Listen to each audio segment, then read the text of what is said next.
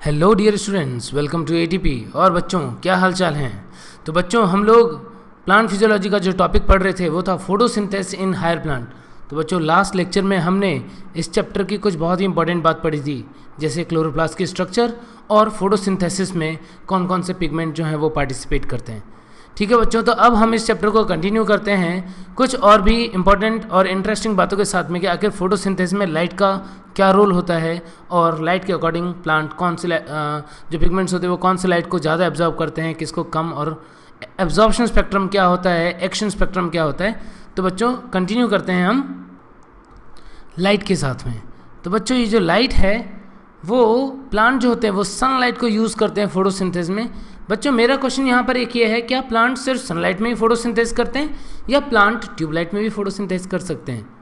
तो बच्चों, ये सोचने वाली बात है कि आखिर लाइट का प्लांट के लिए रोल क्या है, आखिर लाइट जो है वो प्लांट की एक्टिविटी में किस तरीके से पार्टिसिपेट कर रही है या फोटोसिंथेसिस की एक्टिविटी में किस तरीके से पार्टिसिपेट कर रहे हैं।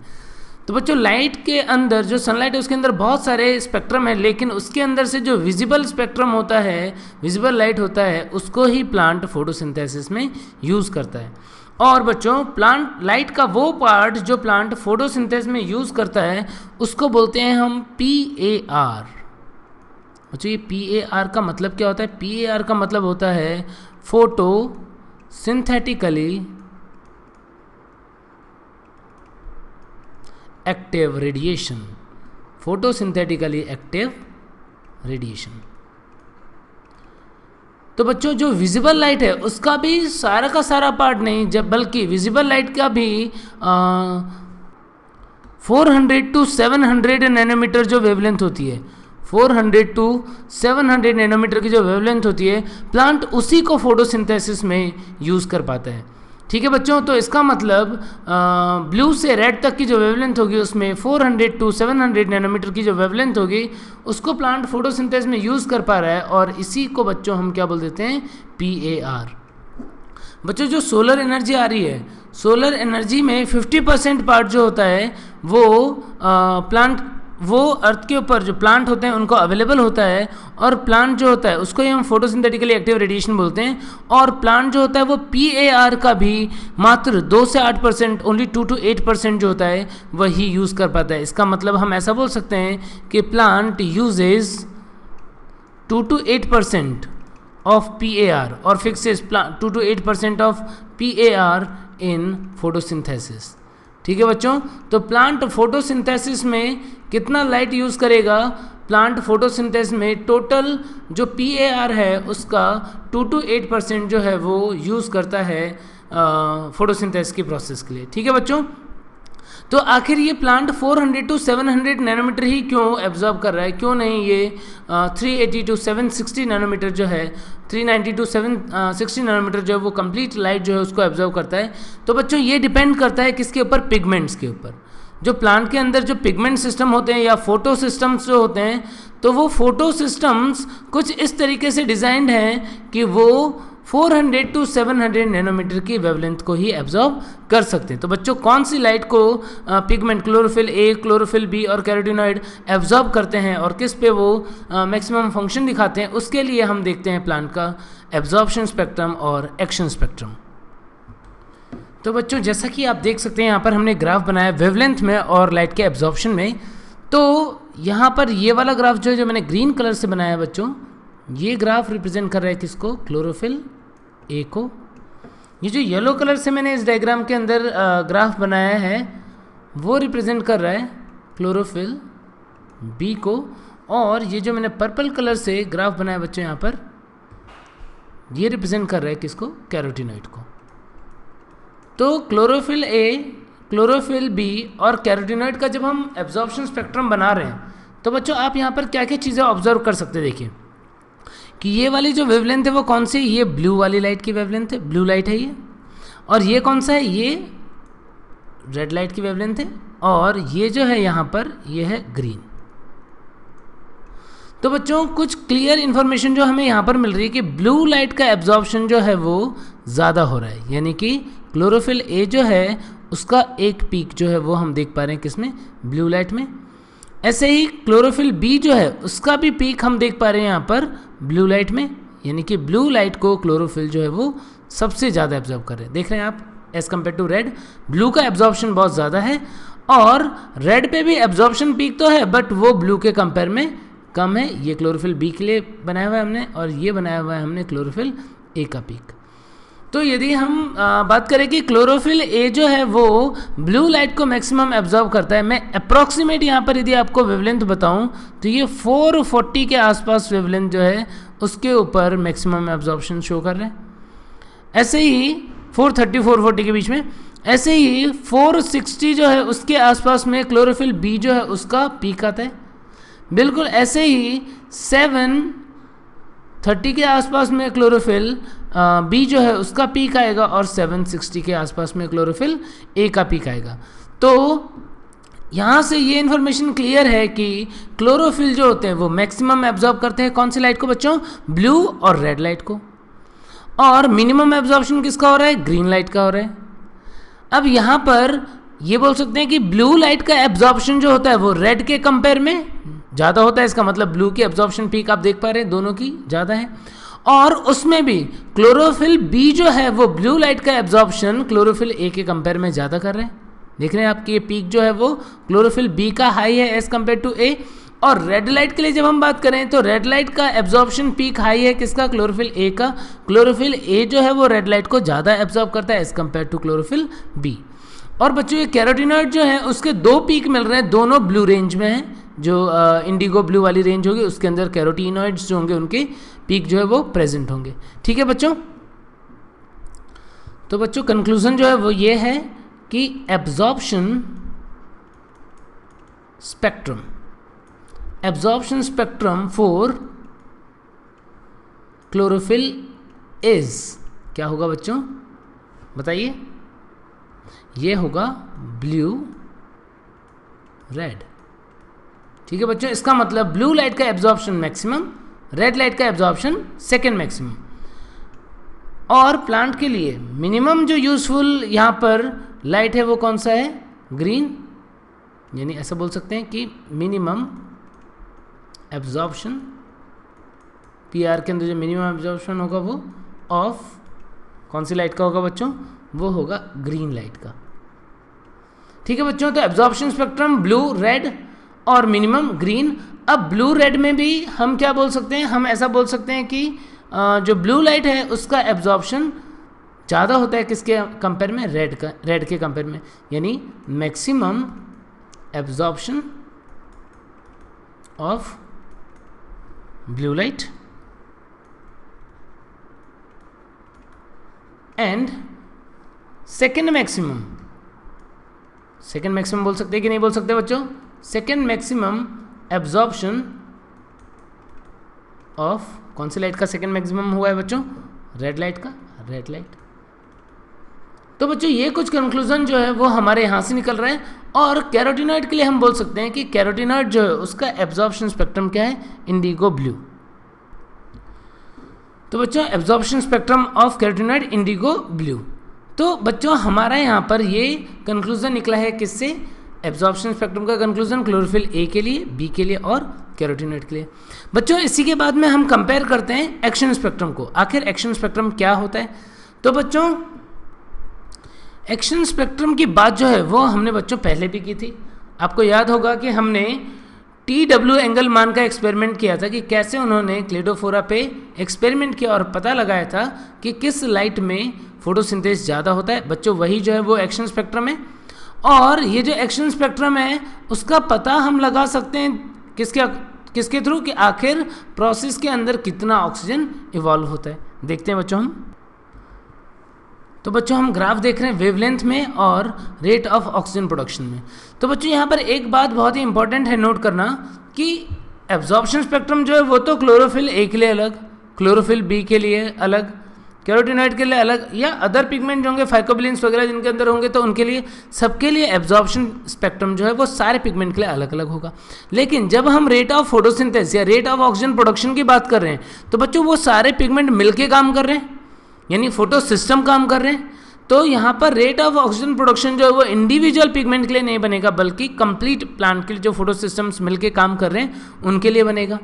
तो वो जो ग्राफ आता है बच्चों वो कुछ इस तरीके से आता है कि जहाँ पर हम देखेंगे कि इस ग्राफ का पीक जो है वो किस तरीके से आएगा बच्चों, तो बच्चों कुछ ऐसा ग्राफ आता है। तो इस ग्राफ में आप क्या देख पा रहे हैं, इस ग्राफ में आप देख पा रहे हैं कि दो पीक हमें मिल रहे हैं फिर से, एक तो ब्लू वाली वेवलेंथ पे और दूसरा हमें रेड वाली वेवलेंथ। बच्चों तो ये जो एक्शन स्पेक्ट्रम है वो अगेन कैसा होगा, वो ब्लू और रेड लाइट पे मैक्सिमम फोटोसिंथेसिस होगा, लेकिन यहाँ पर भी जब हम कंपेयर करते हैं बच्चों तो रेड पे रेट ऑफ फोटोसिंथेसिस या ऑक्सीजन प्रोडक्शन जो होता है वो रिलेटिवली थोड़ा सा ज़्यादा होता है, हाई होता है एज़ कम्पेयर टू ब्लू। हालांकि हम एनसीईआरटी का जब डायग्राम देखते हैं तो हमें उतना क्लियर नहीं होता है, बट स्टिल जो एग्जैक्टली आप इन्फॉर्मेशन ध्यान रखेंगे कि एक्शन स्पेक्ट्रम जो होता है वो क्या होता है, वो रेड ब्लू होता है, means maximum on red light followed by blue light.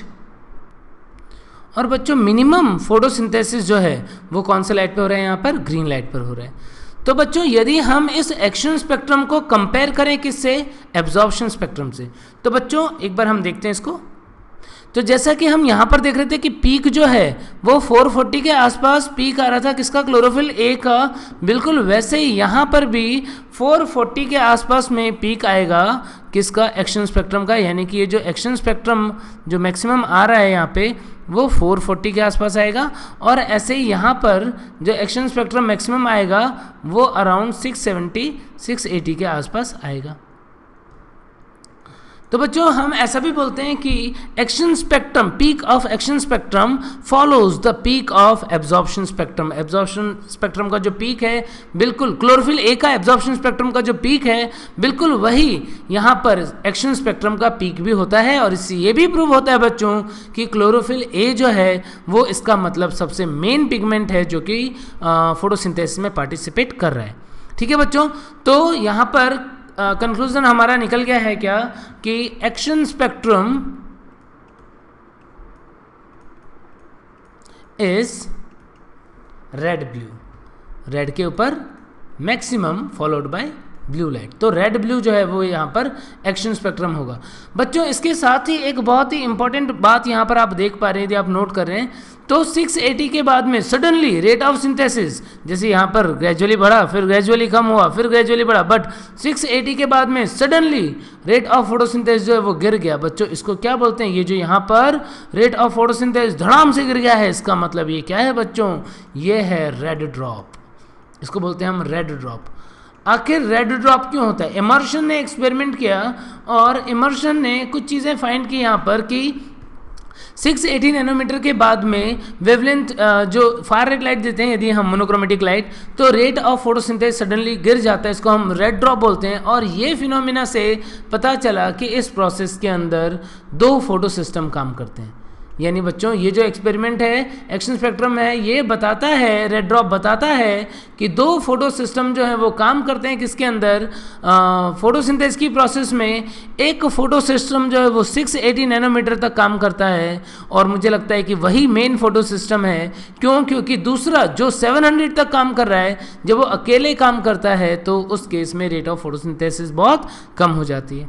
यानी बच्चों conclusion 400 to 680 both PS1 and PS2 are working, दोनों PS1 PS2 दोनों काम कर रहे हैं, इसीलिए फोटोसिंथेसिस का रेट जो है वो रिलेटिवली ज़्यादा है। और 680 के बाद में PS2 जो है वो वर्क करना बंद कर देता है, इसीलिए रेड ड्रॉप मिलता है। ठीक है बच्चों, तो बच्चों रेड ड्रॉप जो है वो क्या होता है, when plant is eliminated by wavelength more than 680 nanometre. 680 nanometre से ज़्यादा की वेवलेंथ से जब हमने प्लांट को एलिमिनेट किया तो PS2 स्टॉप्स वर्किंग। और PS2 अकेला ही है, वो कहाँ तक काम करेगा, 700 nanometre. Only PS1 alone works up to 700 nanometre. So rate of photosynthesis suddenly drop and that is known as red drop. तो रेड ड्रॉप क्या होता है बच्चों, वो आप समझ गए होंगे। और रेड ड्रॉप की वजह से ही पता चला कि दो फोटो सिस्टम जो है इस प्रोसेस में इन्वॉल्व हैं, कौन कौन से, PS1 एंड PS2। ठीक है बच्चों, और इमर्शन ने क्या किया, इमर्शन ने भी एक्सपेरिमेंट किया। इसके बाद में उन्होंने क्या किया, ही eliminated the plant, he eliminated the plant with shorter wavelength। उन्होंने क्या किया, प्लांट को इस फार रेड लाइट के साथ में शॉर्टर वेवलेंथ प्रोवाइड किया, और शॉर्टर वेवलेंथ प्रोवाइड करने के बाद क्या ऑब्जर्व किया, ही फाउंड सडन इंक्रीज,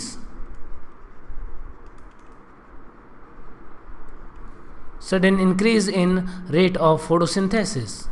और इसको ही क्या बोला बच्चों, इसको ही बोल दिया उन्होंने इमर्शन एनहेंसमेंट इफेक्ट।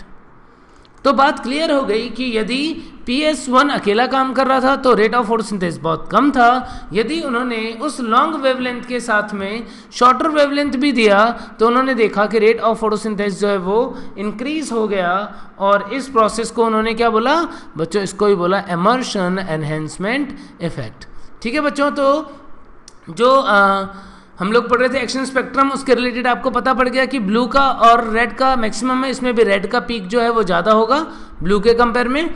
और एब्जॉर्प्शन स्पेक्ट्रम जो होता है that follows the peak of action spectrum of action spectrum जो है that follows the peak of absorption spectrum of chlorophyll A. And after 680 nanometer, when we provide or we illuminate the plant with longer wavelength or infrared light, far red light, at that time there is a sudden drop known as the red drop, और red drop जो है वो PS1 PS2 की activity को बताता है। बच्चों इसके बाद में एक क्वेश्चन और भी रेज होता है हमारे माइंड में कि आखिर एब्जॉर्प्शन जो है वो तो किसका ज़्यादा हो रहा था, वो ब्लू का ज़्यादा हो रहा था, रेड का कम हो रहा था। देखते हैं कैसे, ये देखिए आपने यहाँ पे पढ़ा कि ब्लू का एब्जॉर्प्शन जो है वो ज़्यादा हो रहा है, रेड का एब्जॉर्प्शन जो है वो कम हो रहा है, लेकिन एक्शन में क्या हो रहा है, ब्लू के कंपेयर में ऑलमोस्ट बराबर है, ऑलमोस्ट बराबर, लेकिन फिर भी रेड का थोड़ा सा ज़्यादा है, रेड की एफिशिएंसी ज़्यादा आ रही है। आखिर इसके पीछे रीज़न क्या है बच्चों, समझने की कोशिश करते हैं। देखो बच्चों, जैसे बच्चों यहाँ पर हमने क्या किया, क्लोरोफिल को लाइट दिया, कौन सा कलर का लाइट दे रहे हैं हम, सपोज इसे ब्लू कलर का लाइट दे रहे हैं, तो यहाँ पर हमने कुछ एनर्जी प्रोवाइड की। बच्चों ब्लू लाइट की यदि बात करें, ब्लू की वेवलेंथ कम है या फ्रीक्वेंसी ज़्यादा है, तो इसकी एनर्जी लेवल क्या होगी, ज़्यादा। तो ज़्यादा एनर्जी होने की वजह से क्या हुआ, इसके अंदर एनर्जी लेवल बहुत ज़्यादा बढ़ गया। सपोज ये इस लेवल तक पहुँच गया, यानी एनर्जी जो है क्लोरोफिल ने काफ़ी ज़्यादा मीन्स लाइट एनर्जी जो उसको एब्जॉर्ब किया और काफ़ी ज़्यादा एनर्जी थी, तो इस लेवल तक पहुंच गया। लेकिन बच्चों अब क्या होता है, इसके बाद में ये अपनी एनर्जी को क्विकली लॉस कर देता है, हीट की फॉर्म में ये एनर्जी जो है वो क्विकली लॉस होती है, और यहाँ पर कुछ एनर्जी इसने लॉस कर दिया, और लॉस करने के बाद में अब जो एनर्जी बचती है वो ये ट्रांसफ़र करता है किसको, नेक्स्ट एंटीना पिगमेंट को, जो कि हेल्प करते हैं किसके अंदर, फोटोसिंथेसिस की प्रोसेस में। यानी क्लोरोफिल ने, कोई भी क्लोरोफिल मॉलिक्यूल था, सपोज वो एंटीना पिगमेंट का था, तो उसने लाइट एनर्जी को एब्जॉर्ब किया और एक एक्साइटेड स्टेट में पहुंच गया। एक्साइटेड स्टेट में ये इतनी एनर्जी को होल्ड नहीं कर पाता है बच्चों, और क्या होता है, वो अपनी एनर्जी को लूज कर देता है, किसकी फॉर्म में, हीट की फॉर्म में, या फिर इल्यूमिनेशन की फॉर्म में, फ्लोरोसेंस की फॉर्म में वो अपनी कुछ एनर्जी को लॉस करता है, और बाकी एनर्जी जो ट्रांसफ़र है वो नेक्स्ट मॉलिक्यूल को कर देता है रेजोनेंस ट्रांसफ़र। इसी को यदि हम कंपेयर करें कि यदि इसको रेड लाइट से इल्यूमिनेट करते हैं तब क्या होता है, तो बच्चों जो रेड लाइट है उसकी एनर्जी कम है। सपोज हम यहाँ पे बना रहे हैं कि रेड लाइट की वजह से इसका एक्साइटेशन इतना ही हुआ, कहाँ तक पहुँचा, ये यहाँ तक पहुँचा। और इसके बाद में बच्चों रेड की एनर्जी कम थी, एच न्यू, यहाँ पर आपको पता है कि रेड लाइट जो होगा उसका वेवलेंथ ज़्यादा है, तो एच सी अपॉन लेमडा के अकॉर्डिंग या एच न्यू के अकॉर्डिंग देखें तो इसकी एनर्जी कम, तो क्लोरोफिल को कम एनर्जी मिली, ये ज़्यादा लेवल तक एक्साइट हुआ था, ये कम लेवल तक एक्साइट हुआ है। लेकिन बच्चों जैसे इसने क्या किया, उस हायर एक्साइटेशन लेवल पे पहुंचने के बाद में एनर्जी को लूज किया था, रेड लाइट जो है वो एनर्जी लूज कम से कम करता है और सीधे इस एनर्जी को ट्रांसफ़र करना स्टार्ट कर देता है किसको, नेक्स्ट टू नेक्स्ट मॉलिक्यूल को, यानी कि लाइट हार्वेस्टिंग कॉम्प्लेक्स में। ताकि अब यहाँ पर आप देख पा रहे हैं कि एनर्जी भले ही ब्लू लाइट ने ज़्यादा एब्जॉर्ब की हो, लेकिन उसने लॉस ज़्यादा कर दिया, तो इसीलिए ट्रांसफ़र की जो एफिशिएंसी है वो कम आई। जबकि यहाँ पर आपने देखा कि रेड लाइट की एनर्जी भले ही कम थी, लेकिन इसने ट्रांसफ़र ज़्यादा एफिशिएंटली किया, इसीलिए जो रेड लाइट होता है उस पर बच्चों फंक्शन या एफिशिएंसी जो है वो ज़्यादा आती है। और क्लोरोफिल ने एनर्जी ट्रांसफ़र कर दी, उसके बाद कुछ एनर्जी जो होती है वो ये लूज़ कर देता है, किस फॉर्म में बच्चों, उसके बाद ये ग्राउंड स्टेट में आने के लिए कुछ एनर्जी लूज़ करता है फ्लोरोसेंस की फॉर्म में और हीट की फॉर्म में, हीट प्लस फ्लोरोसेंस।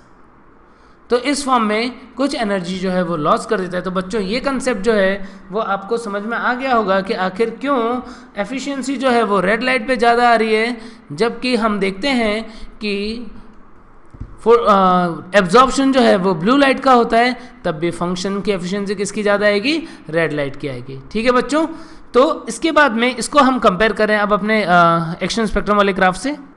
तो बच्चों आप देख पा रहे हैं यहाँ पर कि ब्लू लाइट का एब्जॉर्प्शन ज़्यादा था लेकिन फंक्शन इस लेवल पे हुआ, रेड का एब्जॉर्प्शन कम था फिर भी काम ज़्यादा हुआ, और ये फंक्शन ज़्यादा क्यों हुआ बच्चों, इस रेड लाइट के ऊपर वर्क करने की एफिशिएंसी ज़्यादा होने की वजह से। ठीक है बच्चों, तो ये आपको एक्शन स्पेक्ट्रम समझ में आ गया होगा। इसके बाद मैं आपको एक दो इन्फॉर्मेशन जो है वो और भी बताना चाहता हूँ यहाँ पे कि आखिर क्वांटम रिक्वायरमेंट क्या होती है और क्वांटम यील्ड क्या होती है। तो बच्चों क्वांटम रिक्वायरमेंट देख रहे हैं हम यहाँ पर। क्वांटम रिक्वायरमेंट क्या होता है? Quantum requirement is actually number of quanta required for production of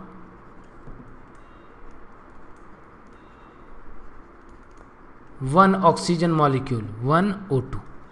तो बच्चों एक ऑक्सीजन प्रोवाइड करने के लिए जितने क्वांटा की रिक्वायरमेंट होगी उसी को हम क्वांटम रिक्वायरमेंट बोलते हैं, और ये जो क्वांटम रिक्वायरमेंट होता है दैट इज 8 क्वांटा जो है वो एक ऑक्सीजन जो है वो इवॉल्व करेंगे।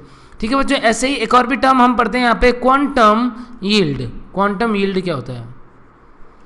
तो बच्चों क्वांटम यील्ड जो है वो है कि एक क्वांटा से कितना ऑक्सीजन इवॉल्व होगा, प्रोड्यूस होगा, उसको बोल देंगे हम क्वांटम यील्ड। तो बच्चों ऐसा बोल सकते हैं इट इज नंबर ऑफ और percentage of oxygen produced by 1 quanta. बच्चों कैलकुलेट कर सकते हैं इसको कि 8 क्वांटा 1 ऑक्सीजन प्रोड्यूस कर रहे हैं तो 1 क्वांटा कितना करेगा, इट विल बी 1/8। यदि हम इसको परसेंटेज में लिखना चाहते हैं तो 12.5%। तो ये होता है बच्चों क्वांटम यील्ड। तो बच्चों अभी तक हमने देखा कि आखिर किस तरीके से लाइट का एब्जॉर्प्शन होता है, एब्जॉर्प्शन स्पेक्ट्रम क्या है, और आखिर किस लाइट को कौन से पिगमेंट ज़्यादा एब्जॉर्ब कर रहे हैं, किस पे उनका एब्जॉर्प्शन पीक आ रहा है, उन चीज़ों को स्टडी किया हमने। उसके बाद हमने स्टडी किया कि एक्शन स्पेक्ट्रम क्या होता है, किस लाइट के ऊपर प्लांट जो है वो ज़्यादा एक्शन करता है, और क्यों रेड लाइट के ऊपर एक्शन स्पेक्ट्रम जो है वो ज़्यादा आता है as compared to blue light. और उसके अलावा हमने पढ़ा क्वांटम रिक्वायरमेंट और क्वांटम यील्ड। तो बच्चों आज के लेक्चर में हमने ये सारी बातें पढ़ ली, और इसके बाद फोटो सिस्टम्स के बारे में और फोटोसिंथेसिस के प्रोसेस के बारे में हम स्टडी करेंगे नेक्स्ट लेक्चर में। बच्चों तब तक के लिए बाय बाय।